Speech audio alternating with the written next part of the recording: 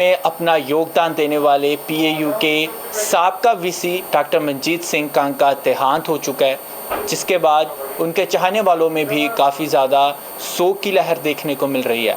तो उनके कार्यकाल के दौरान नदीम अंसारी जी के द्वारा कई आर्टिकल्स भी उनके द्वारा किए गए कार्यों के ऊपर लिखे गए हैं। तो आज उनके देहांत के ऊपर हमारे साथ नदीम अंसारी जी जुड़े हैं ताकि उनके द्वारा किए गए कार्यों को एक बार फिर से याद किया जाए। तो हम स्वागत करते हैं नदीम अंसारी जी आपका। नमस्कार।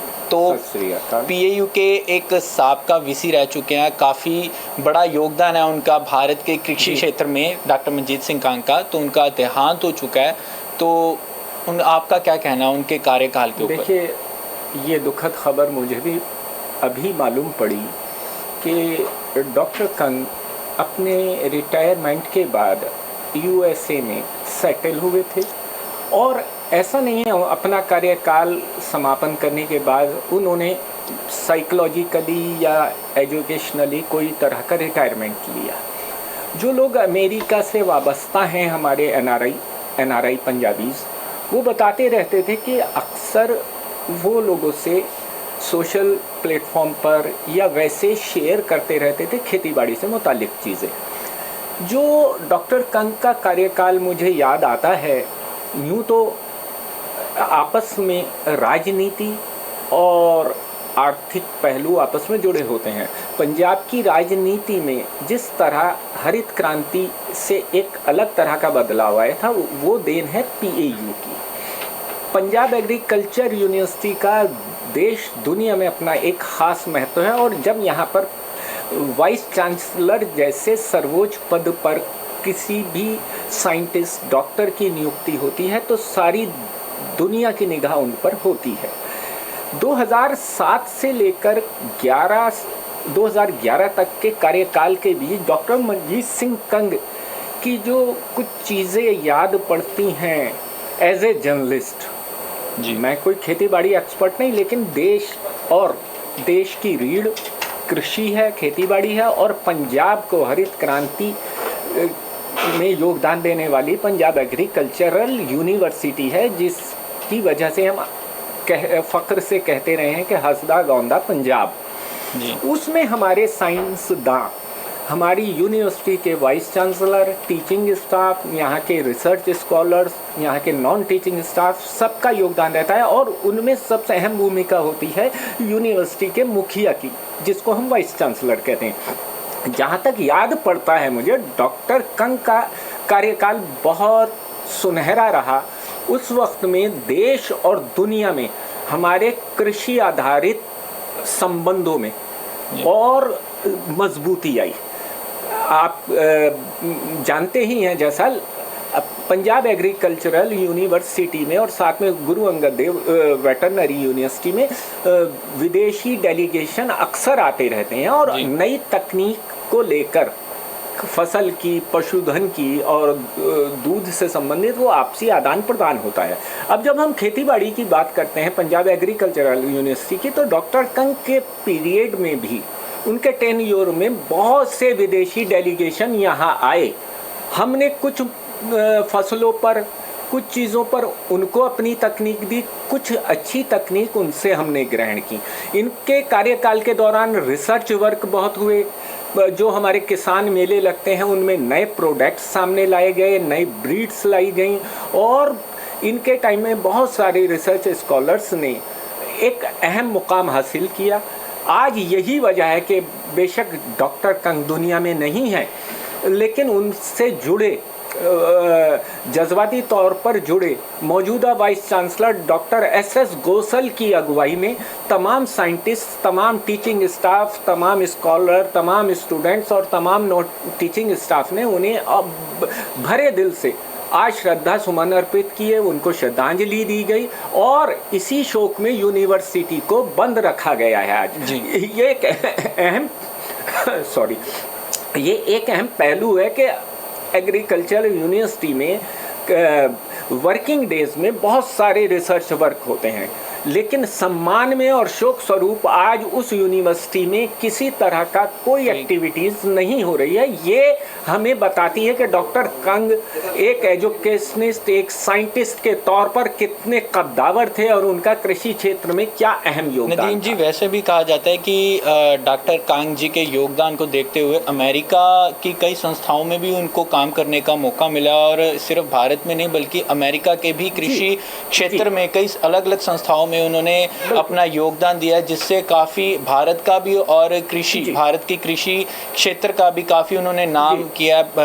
केवल भारत में नहीं बल्कि कई और देशों में भी उनकी तरफ से योगदान दिया गया। जहाँ तक फैक्ट हैं, मैं तारीख वार तो नहीं बता सकता। इसी यूनिवर्सिटी में डॉक्टर मनमोहन सिंह, जो हमारे साबका प्रधानमंत्री हैं, उनके नाम का ऑडिटोरियम बना है। जी जी। यानी अर्थशास्त्र और खेतीबाड़ी का आपस में कितना गहरा जुड़ाव है। डॉक्टर सरदारा सिंह जौहल साहब नामी अर्थशास्त्री हैं, और कृषि पर, खेतीबाड़ी पर उनका एक अलग विज़न रहा है। डॉक्टर कंग ऐसी शख्सियतों के साथ भी वाबस्ता थे, जुड़े थे, और उनका एक विज़न था कि पंजाब में खेतीबाड़ी और कैसे बेहतर बने और पूरे देश की आर्थिक स्थिति को सुधारने में खेतीबाड़ी किस तरह योगदान करे। इसके लिए वो देश दुनिया में जहां मौका होता था, जहां मंच मिलता था, वहां अपनी बात रखवाते थे। अपने वफद भेजकर वहां से जो बाहर से डेलीगेशन आते थे उनके साथ बेहतर तालमेल बनाकर यूनिवर्सिटी को क्या और बेहतर दिया जा सकता है, ये कोशिशें करते थे।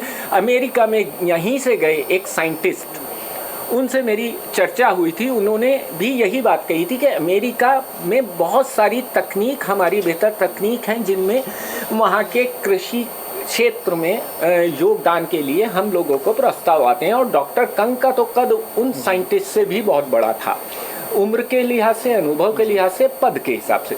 तो ये तो बहुत स्पष्ट है कि भारत सिर्फ तकनीक के मामले में दूसरे देशों पर खेतीबाड़ी के मामले में भी निर्भर नहीं है।